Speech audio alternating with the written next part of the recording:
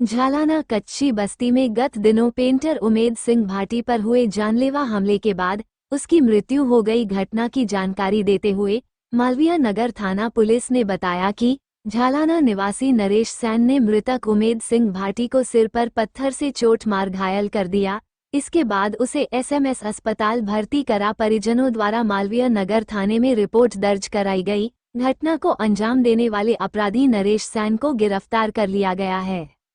इस दौरान परिजनों ने मृतक परिवार में कोई पुरुष कमाने वाला न होने के कारण मुआवजे की मांग को लेकर परिजनों द्वारा कुछ समय के लिए कैलगरी रोड जाम भी किया गया। क्या घट रहा है और क्या झालाना का माहौल ऐसे नंगा होके नच रहे थे लड़के। हमने फोन वीडियो बना रहे थे और नच रहे थे डीजा बजा के। हमने पुलिस को फोन किया था, पुलिस नहीं आई थी रात को। और नंगे गाली भी दे रहे थे, गंदी गंदी गाली दे रहे थे। हम रात को पुलिस को फोन किया था, पुलिस नहीं आई थी। बताओ हम क्या अगर रात में 1-1, 2-2 बजे आते हैं काम करके।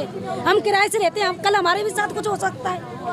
कल उसको मारे, कल हमको भी मारेगा वो तो। उसका एक भाई बहुत दादागिरी दिखा। क्या घट रहा है? उसका एक भाई और पूरा परिवार उनका गुंडागर्दी मचा रखी है यहाँ पे। और सब्जी वालों से क्या घट आप कौन है? सर मैं उनकी भौजाई हूँ। रात को उस दिन 1:30 बजे घर पे गए, हमारे जाके गेट बजाए, उमेश जी से मिलना है। हम बोले उमेश जी नहीं है, बोले शादी का कार्ड देना है। मैं बोले सुबह मिल लेना भैया, रात की 1:30 बज रही है, शादी का कार्ड मिल लेना, सुबह देना आप। हमारी मम्मी जी बोली उधर नहीं, दोस्त को छोड़ने गए, उस गली में मिलेगा माता जी वाली में। सर वो पत्थर लेके वहीं मारा। उसके बाद एक लड़का बुलाने आए 2 बजे, तो वैसे लाश की जैसे उठा के हम भगे उनका। आप ये बताइए कि रंजिश थी या फिर कोई बात थी पहले से? कुछ भी पता नहीं है सर, कुछ भी नहीं था।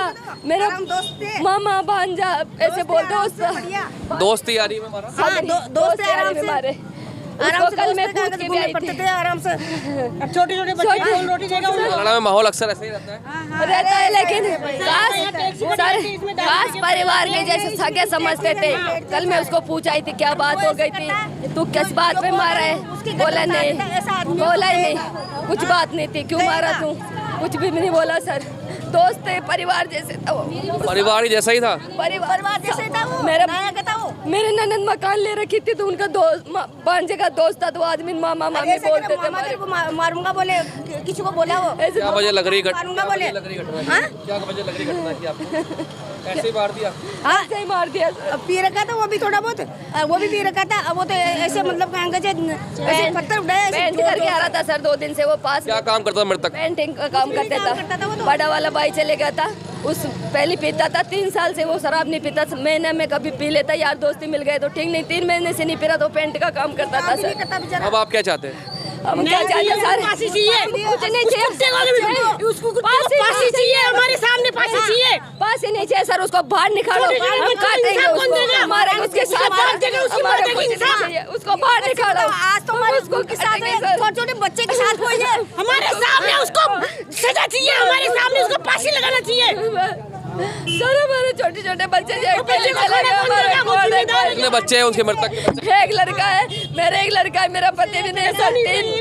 3 साल हो गए मेरा पति। हम दोनों बहन है, ये दोनों भाई थे सर। आज वो भी दोनों बहनें एक घर में आई थी? हाँ, दोनों बहनें। तीनों विधवा। और आप विधवा हो गए? पूरा परिवार में कोई मर्द? मेरे साथ कोई परिवार में कोई मर्द नहीं रहा? 25 साल से ससुर चले गए, 3 साल से मेरा हस्बैंड नहीं है। आज मेरा देवर चले गए, मेरे 15 साल के दोनों बच्चे, 18 साल की लड़की। सर घर में कोई नहीं। आप सरकार से मुआवजे की मांग भी करते हैं? हाँ करते हैं, मुआवजे की मांग करते हैं। हमारे नौकरी चाहिए सर, हमारे को बच्चे नौकरी चाहिए, किसी रो के रोटी देने वाला, रो के रोटी में कोई खिलाने वाला खाने वाला नहीं है सर। हम बर्तन मांज के पेट भर रहे हैं, हमारे बर्तन साफ करके पेट भर रहे हैं, हमारे कोई नहीं है। आप यहाँ के स्थानीय हैं? जी हाँ।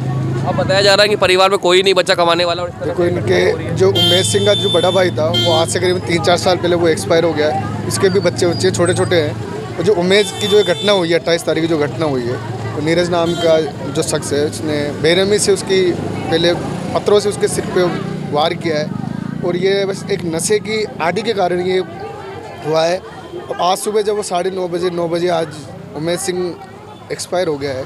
इनके घर के अंदर कमाने वाला कोई भी नहीं है। इनका जो बड़ा बेटा है वो मात्र 13 साल का है, जो राहुल है, जो उसका बड़ा भाई ख़त्म हो गया पहले।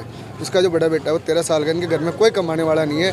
माँ विधवा हो गई, बड़ी जो भाभी थी राहुल की, वो विधवा हो गई है। छोटा उमेद है, ये भी खत्म हो गया। घर में कोई कमाने वाला तो नहीं। बाकी लोगों की मृत्यु भी ऐसे रंजिश में हुई है? नहीं, देखो बीमारी से हुई है बाकी, ऐसे कोई रंजिश नहीं है। कोई इस परिवार सीधा साधा परिवार है, इनसे कोई रंजिश। क्या लगता है घटना, क्योंकि इस तरह से बहरी में मारना कोई पुरानी दुश्मनी भी रही है? नहीं, कोई पुरानी दुश्मनी नहीं है। एक ये नशे की आदी था वो, तो इस कारण उसने झालाना को पूरा नशा खाया जा रहा लग रहा है आपको? बिल्कुल साहब, ये पूरा जालाना पूरा नशे से कर रखा था। अभी 2 लड़कियों के जाप क्या सुना है अवैध तरह से शराब भी मिलती है, चरस गांजा भी सब मिलता है? ऐसी कोई चीज़ नहीं है नशे की जो इस जालाना में नहीं मिलती है। ऐसी कोई चीज़ ही नहीं है जो जालाना में नहीं मिलती। ऐसी घटनाएं आए दिन होती रहती आए दिन होती है। कई नशे की वजह से कई युवा लड़के कई खत्म हो गए नशे की आदत से। हैं। जी, हमने देखा कि आज आपके क्षेत्र में एक घटना हुई है जो बड़ी दुखद है, और कहा जा रहा है कि उस परिवार में अब कोई बचा नहीं है कमाने वाला।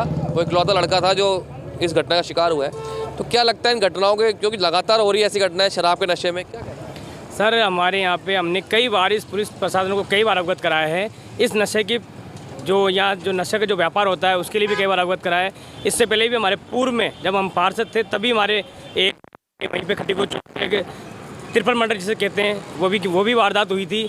वो भी हमारे कार्यकाल में हुई थी। और ये भी हमारे बिल्कुल जो चौक जो झालाना का जो मेन चौक है, गैस गोदाम, यहाँ पे आए दिन रात को 1, 2, 3 बजे तक भी लोग रहते हैं।